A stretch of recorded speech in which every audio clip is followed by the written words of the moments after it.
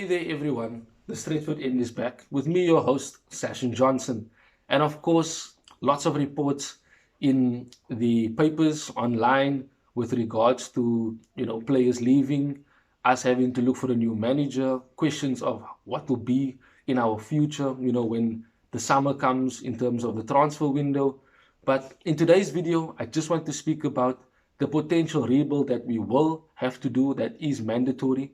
I also want to speak about Pochettino, who, as we all know, last night, failed once again on the big stage in the Champions League, losing to Real Madrid after being ahead, no less, 2-0 on aggregate. They probably should have won, probably should have progressed, but nevertheless, we know Pochettino's failings. It has happened before, and it came to rue once again.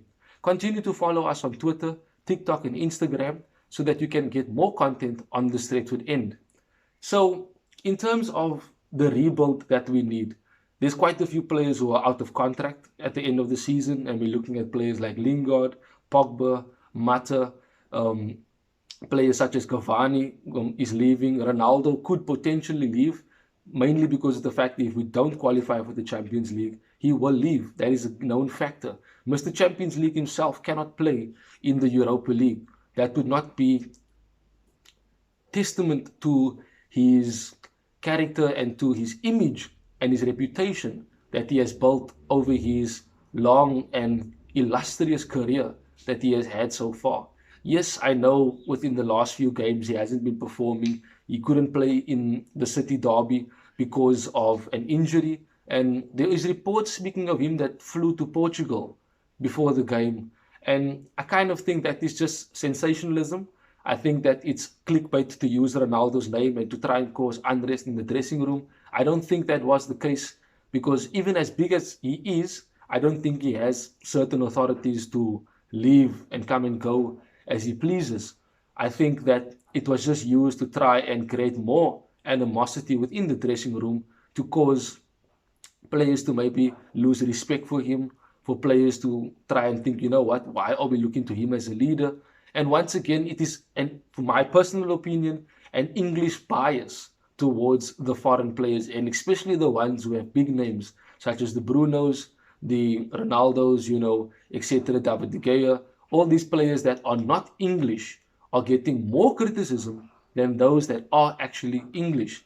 And it's sad to see that, every time these journalists look for an escape to try and put the blame on one of these foreign players, but they don't seem to aim and criticize those of their own nationality who are performing badly.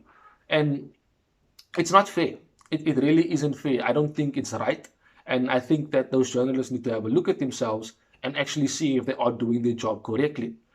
In the summer, I have made mention of 4 players that I think we could potentially go for in the summer. In Akanji, I said Chouamini and Tielemans in midfield. And I basically said that Rafinha from Leeds to play on either wing. And of course, I spoke about Mr. Erling Haaland. But of reports of late have showed us that Darwin Núñez is seen as a target by our club for the summer. Now, of course, we know our board is quite incompetent and we know that their decision making and their transfer policy is quite slow. And the scouting system that we use, I would say, is probably one of the worst within Europe itself. But, maybe perhaps with a new coach coming in, Eric Ten Hag, as I've said before, in my own opinion, go and check the video out if you haven't seen it before. I feel that he would be the perfect coach for us to take us forward, to redevelop a new structure at the club, to bring a new sense of competitiveness and, fighting spirit at the club because he's doing well, at Ajax. And once again, he is on course to retain the Eredivisie title as they have won it last season as well. And the style of football, I've spoken about this before in the video about my own opinion on Eric Ten Hag. It is up to standard, it is world class, and it is definitely, up there with, if I have to say this, and it hurts me to say this, up there with Pep Guardiola and City's style of football. It will definitely rival Liverpool and Klopp as well. And for us to have this rebuild in the summer, we need to ensure that there are proper people in place in the respective positions. I still believe that Matt Judge as a CEO is one of the worst decisions our club has ever made. He's just a Ed Woodward 2.0. And, below him in Darren Fletcher, a man with no CV, no disrespect to him as a player. He's done well for us at the club. Probably is a legend in his own right, but he's not of the standard that we need at Manchester United to take us forward. And there are people like Edwin van der Sar, who's been being the director of football at Ajax for years now, and has been doing a brilliant job in terms of creating that footballing structure and also bringing in players that is necessary and needed to play for Ajax Amsterdam, but also getting rid of the players and the people that are in working positions that should not be there. And that is what we need. People with balls, people that will make these crucial and definite footballing decisions to allow us to progress. But we have people in charge at the top who are bankers, people who just want to use us for money and for branding and for their own profit. And there's no care with regards to the footballing side, which is the main side of our club. And as I've said before, this rebuild is mandatory. And I say it's mandatory because of the factor that we need to have certain changes. There's players at the club that need to leave, that have been here and have given us absolutely nothing. They've just enjoyed the ride, been lazy, decided not to play when they, don't want to play. And on that point, I want to speak about Cavani, who I lost a bit of respect for. I used to call him King Cavani on the Stretford end, but with hearing things such as him deciding when and when he should not play, and he always seems to be fit a game before the international break.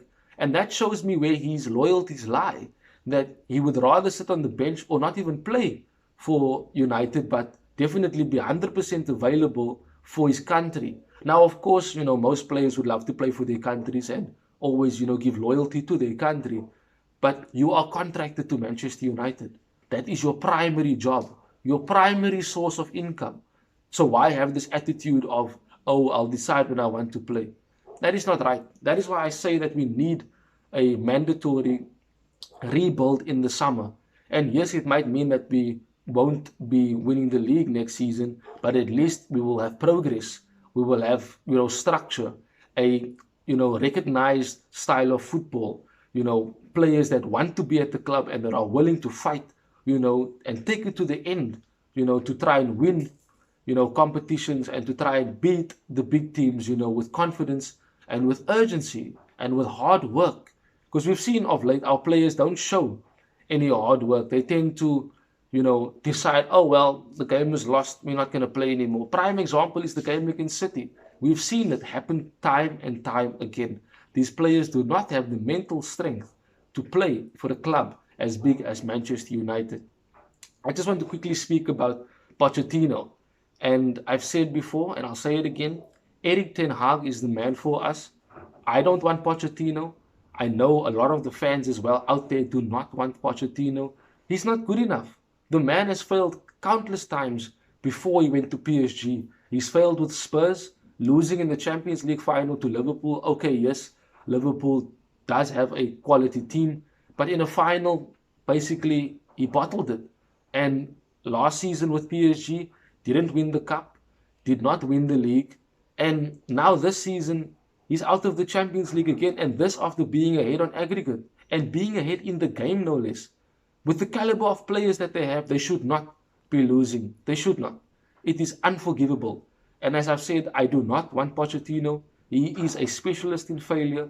And if he can't crack it with big players and with a complete squad that can win anything and take on any team in the world, how would he do against a club like we have, where players decide not to play, where players have attitudes, where players think that they are bigger than the club? I don't think he'd be able to cope, and I don't think the players would respect him enough because he's won nothing. It's like appointing Ole Gunnar Solskjaer again, a coach with absolutely nothing in the bank in terms of trophies, but is able to, be friends with players, is able to have a good relationship with certain players, but the players at our club will definitely not respect him. And that is why I say I do not want Pochettino. He's a specialist in failure, and he is not the coach that is good enough for Manchester United.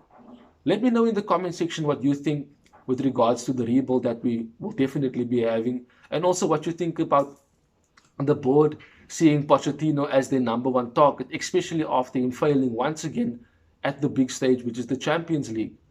Thank you guys for joining me. Continue to follow us on TikTok, Instagram, and Twitter. Also continue to like and subscribe to the Stretford End on YouTube, and allow yourself to share it to all your Manchester United supporters and friends so that we can grow the channel. The goal is to have at least 1,000 subscribers before the end of the year, and I know that it is possible, and I thank you for your support. That is it, me, Sashin Johnson from the Stretford End. Till we speak again soon, goodbye.